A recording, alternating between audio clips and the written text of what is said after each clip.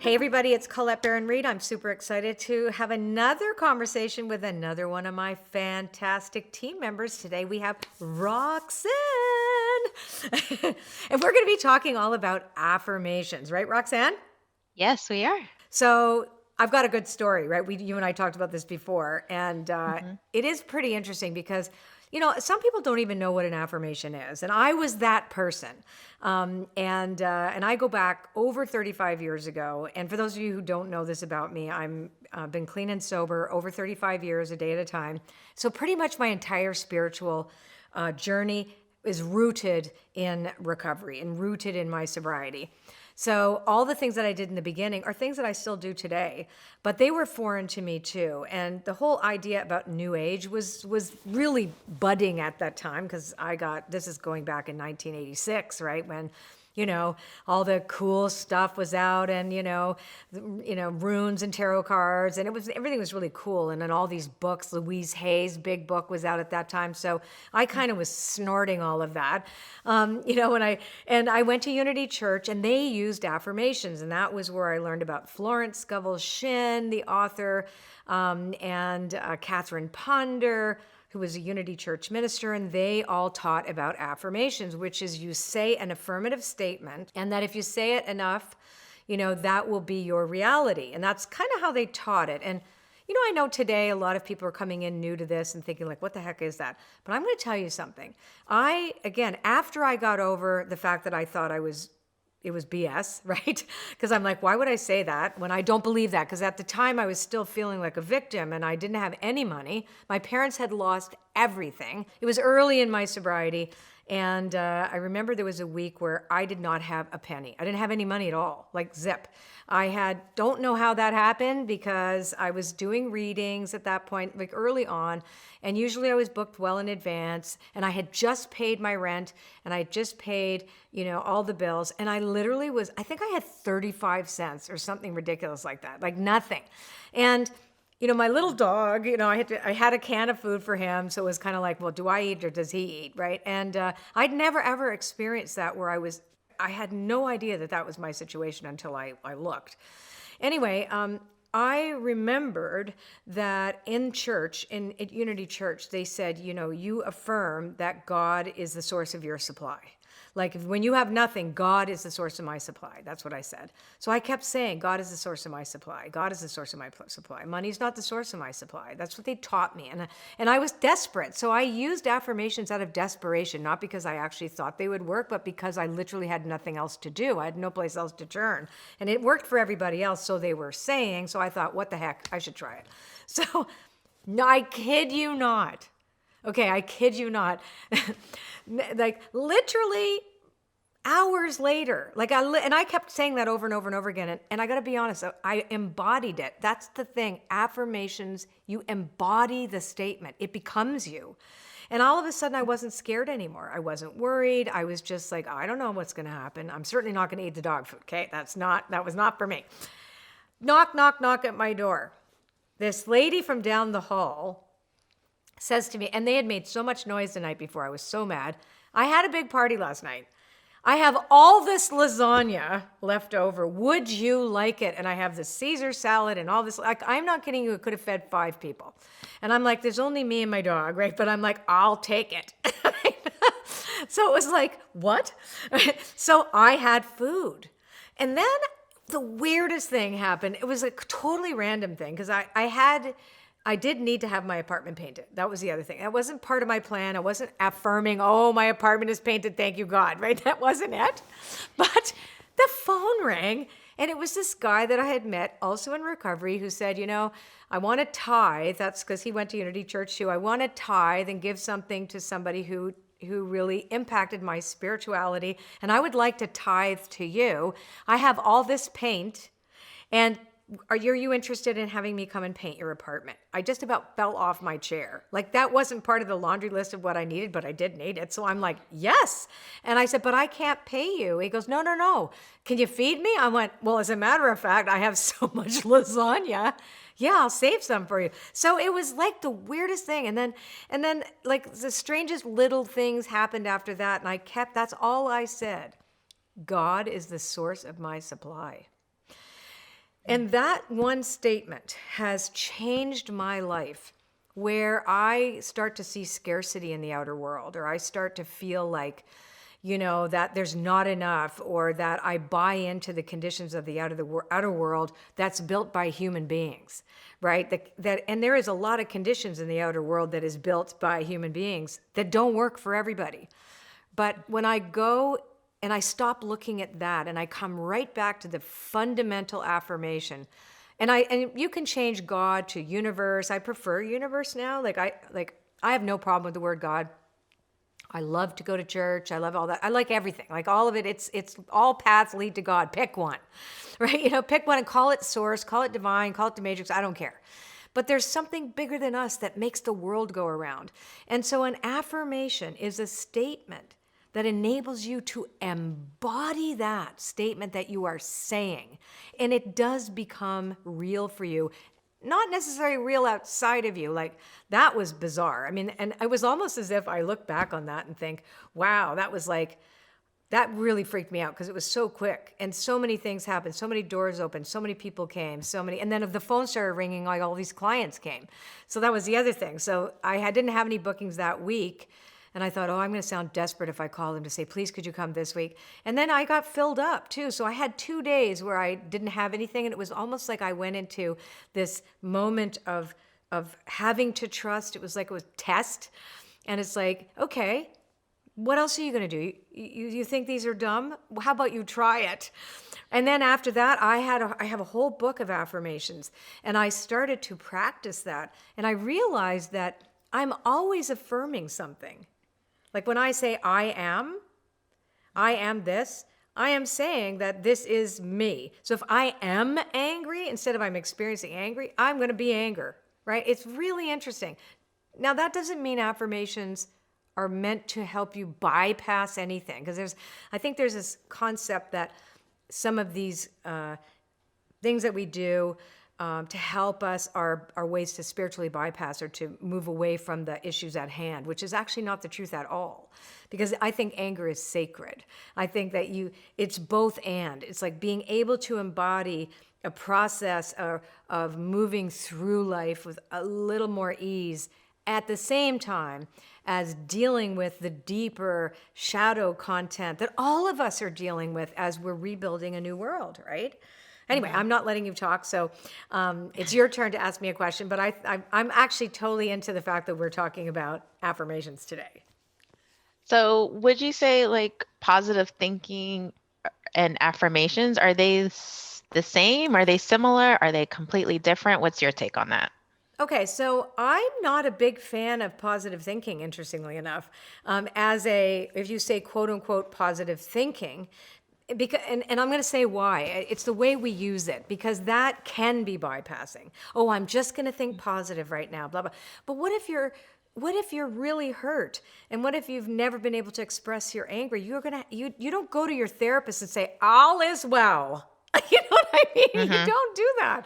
I'm really positive. No, you say, I am really hurting and I need to sort this out. So I'm going to say there is a role for positive thinking as, being able to look for a goal, for example, that you feel is going to be beneficial for the highest good of all. That could be good. But I think that there's a fine line around positive thinking and affirmations that could be seen as bypassing, where you deny the fact that you have a multiplicity and complexity of feelings and experiences that you need to sort through. Otherwise, you're repressing yourself and suppressing what really needs to come out. So I am a very positive person, but that doesn't mean that I practice positive thinking all the time. I believe that everything has a spiritual solution. Everything has a spiritual solution, absolutely everything. But that doesn't mean that being positive all the time is the right thing. That was awesome. Thanks Yeah. for sharing the difference between the two. 'Cause I think sometimes people feel like affirmations and positive thinking are the same thing. Yeah. So I love that clarification that there's a time for it, but they're not, there's a fine line for that. So what would you say about, like, do you think affirmations can help improve your mind and your body?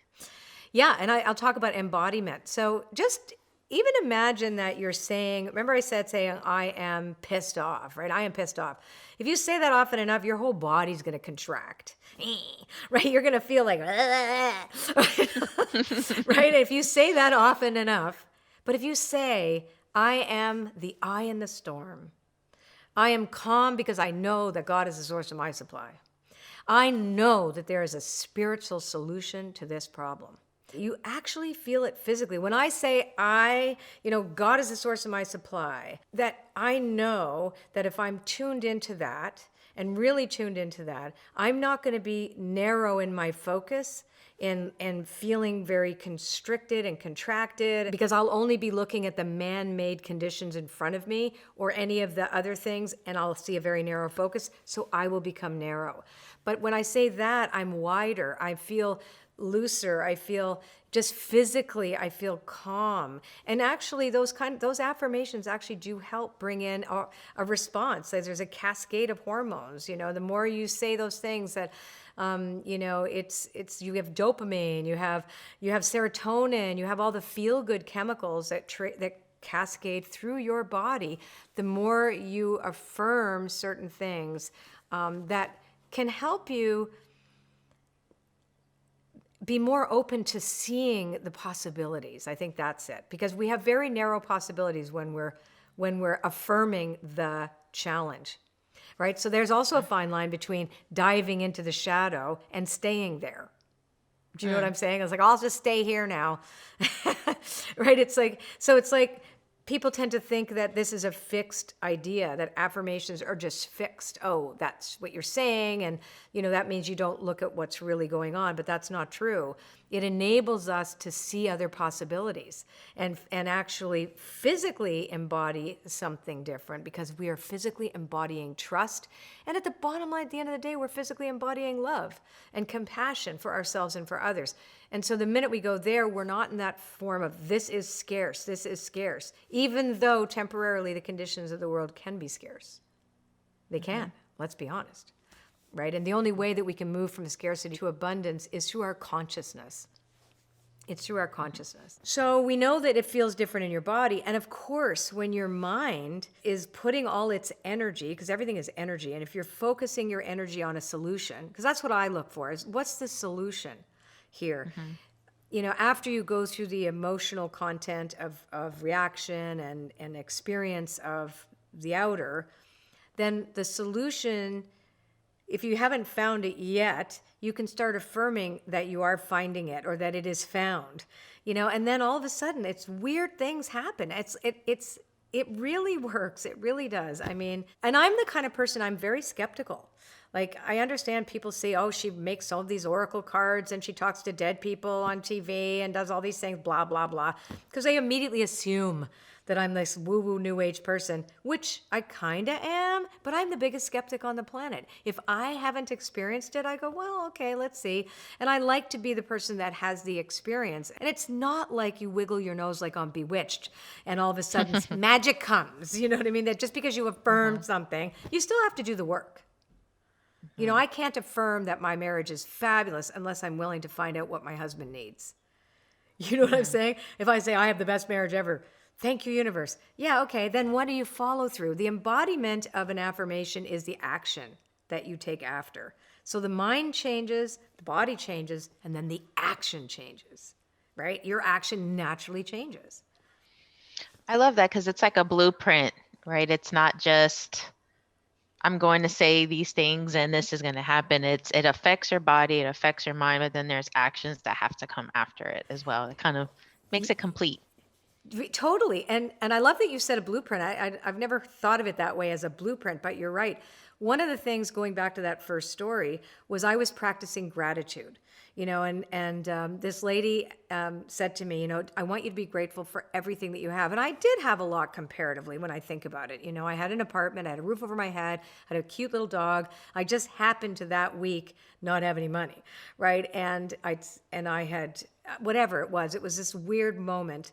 But I had my sobriety, so I just made the gratitude list about what is true. I had good relationships with people that I didn't have before, all of these things, and I got very grateful for the intangible things.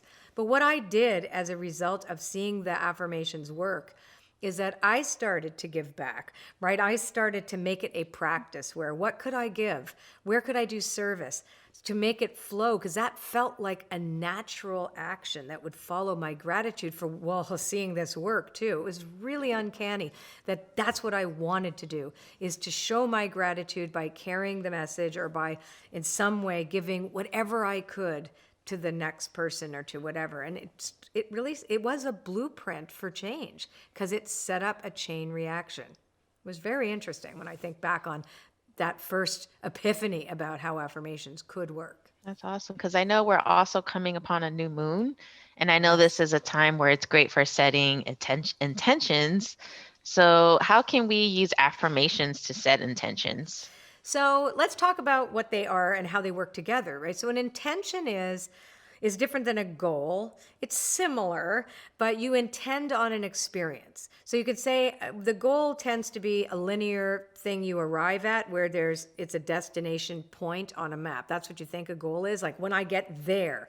But an intention is I have this experience now. So you set your intention as if it is happening now, and you embody it now. You don't wait till you get there. So that's why affirmations work with intentions, so that intentions are not something that you set for down the road, right? I intend to be happiness. That means I intend to embody happiness. That means if that's true, then that means I intend to spread more love.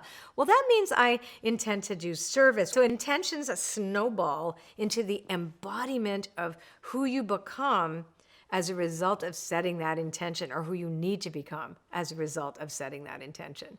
So I intend to have this experience now. You don't wait till Tuesday, I'm going to have the experience. No, I'm going to feel it now, and so I can embody it and really be it, right? And you'll notice too that the intention will show you as well, like, because on a new moon, we set intentions for what we choose to experience in the cycle, right? Which is that waxing moon cycle, where in nature, it's where things flourish, right? So we're putting something in motion according to the sign of the moon. So for example, you have a new moon and whatever sign it's in, and we don't have to say which one because it's not important. Each moon is different, but then you've got a kind of a quality of the intention, or you choose something else. But it's like it's the embodiment of that intention it's like you plant a seed that has within it. It's like every oak tree came from an acorn, so every acorn has a whole oak tree right inside it, right? Like a seed has the whole plant inside it. So that's what you're doing. The intention then has this. So imagine your intention is like an acorn that you actually plant, and then you tend to it. You don't dig it up and wonder how good it's doing, right? You just keep tending to it. And for us as human beings, the way we tend to it is to embody it, feel the feelings, and then take the action. That's my favorite part of what you're saying right now, is just it's up to us to take action. It's up to us to nurture it. It's not just setting a goal or setting something like an intention and that it's out there, it's in the future. It's we start with it right now. Yeah, exactly. And we find often that we have to weed the garden, right? I mean, we do that on the full moon, but we know that in the new moon, we're putting the intention down. But what if all of a sudden that something inside us that we haven't healed or whatever starts to come up for us to look at, because it needs to be addressed as we nurture the intention and become the person that can experience that. So we say it in the now, and all of a sudden, oh, wow, do I have any resistance to this? Oh, I need to heal this. This is growing pains. This is interesting. And so the more you work with affirmations as a method of helping your intention to take root in you, like you are the soil. The soil is our life, okay? We're part of the soil, right? The soil is our life. It's us, and our thoughts and our feelings are nurturing the soil, either not allowing it to feed itself on something useful for it, right? Or the stuff that's super negative or challenging becomes mulch. I always say the best gardens grow with a lot of shit in it, right? Nothing is ever wasted. But the point, I think, is that the affirmation is the acorn, right? So the affirmation is in there, but then we have to tend the garden. How much are we, what elements are we putting in the soil? Are we feeding it? Are we feeding it a lot of integrity? Do you know what I'm saying? It's like when we move through our stuff, then it becomes really usable stuff. You know, are we affirming? Then the affirmation is like the kind of spark that wakes up the acorn, because we say the acorn exists and the oak tree can grow. Right? Not every oak tree grows out of an acorn. We know this, right? They don't always grow, even though they have everything they need to be that oak tree in that acorn. There has to be conditions, right? So what we're trying to do is set up the best conditions for that thing to grow. And the best conditions are, we're going to rake the leaves, we're going to take the dead stuff out, we're going to pull the weeds out, we're not going to ignore them. So why are setting intentions important? That's a really good question. So oftentimes we think that we're going to set up something for us to do that's going to end in a destination or a goal, right? And I like intentions better than goals because it's not linear. Because when we set an intention, we are embodying that intention now. So setting an intention means that I am going to become this, or I am this already. Like, if we're the acorn, like now we're the acorn, like I'm going to switch it up in a second, but let's just pretend we're the acorn. That means that when we affirm acornness, right? When we intend the acorn, we become the acorn, because we can be anything. We can be. It's a matter of whether we can embody that. So we say that in the now. An intention is formed in the now. I intend to experience this now. And then, and we know that this is a process of becoming. There's many nows, right? Many nows happen, you know, side by side, and we affirm those nows over and over again. That's what the affirmation does. It keeps nurturing that acorn, you know, so that the soil of our life is this, you know, it's like we're in a big garden, and we don't let the weeds choke everything out. We let the tree grow. We let everything grow, but we have to tend to the garden, especially if we're not going to let it go wild. Because that's the point. An intention is not letting something go wild. We're intending to plant something for real. That reminds me of the PDF we have. Yes, you and I worked on that together. Okay, everybody, we have a free PDF. Just click on the link to download it. And it's all about how to manifest with the new moon and the full moon. Thanks a lot, Roxanne, for joining me today. Thanks for having me.